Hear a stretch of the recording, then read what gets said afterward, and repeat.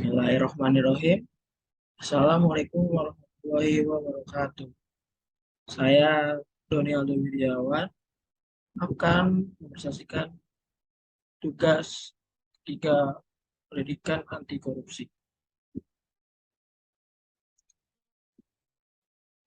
Yang pertama, pengertian korupsi.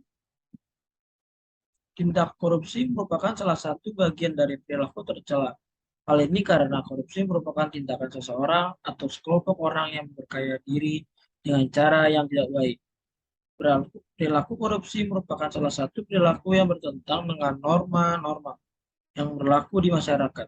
Perilaku korupsi memberikan banyak dampak negatif bagi semua pihak, khususnya bagi suatu negara. Contoh dampak negatif dari korupsi antara lain adalah membuat negara menjadi miskin, pertumbuhan ekonomi menjadi terhambat, investasi sulit untuk didapat, dan meningkatkan kesengsaraan rakyat. Selanjutnya, korupsi pada dasarnya memiliki 5 komponen, yaitu yang pertama, korupsi adalah suatu perilaku. Yang kedua, ada penyalahgunaan wewenang dan kekuasaan. Yang ketiga, dilakukan untuk mendapat keuntungan pribadi atau kelompok. Yang keempat, melanggar hukum atau menyimpang dari norma dan moral. Yang kelima, terjadi atau dilakukan di lembaga pemerintah atau swasta. Selanjutnya, pendidikan anti korupsi untuk perguruan tinggi.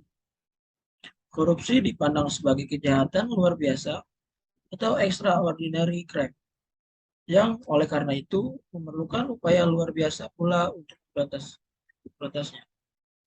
Upaya pemberantasannya, korupsi yang terdiri dari 2 bagian besar, yaitu penindakan dan pencegahan, tidak akan pernah berhasil optimal jika hanya dilakukan oleh pemerintah saja, tanpa melibatkan peran serta masyarakat.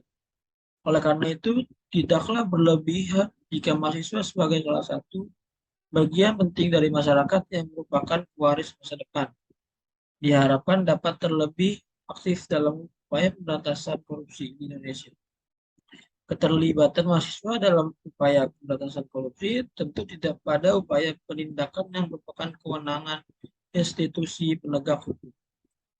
Peran aktif mahasiswa diharapkan lebih fokuskan pada upaya pencegahan korupsi dengan ikut membangun budaya anti korupsi di masyarakat. Mahasiswa diharapkan dapat berperan sebagai agen perubahan dan motor pergerakan anti korupsi di masyarakat. Selanjutnya, cara untuk mencegah korupsi. Yang pertama, membangun generasi muda yang paham tentang pentingnya mencegah tindak korupsi. Yang kedua, membuat pusat layanan pengaduan tindak korupsi. Yang ketiga, memberikan hukum yang dapat menimbulkan efek jera agar tindak korupsi tidak terulangi kembali pada masa yang akan datang.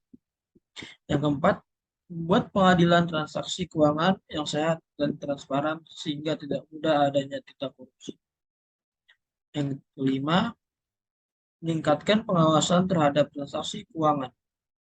Keenam, memperbaiki regulasi atau aturan agar tidak ada celah bagi pelaku tindak korupsi untuk melakukan korupsi.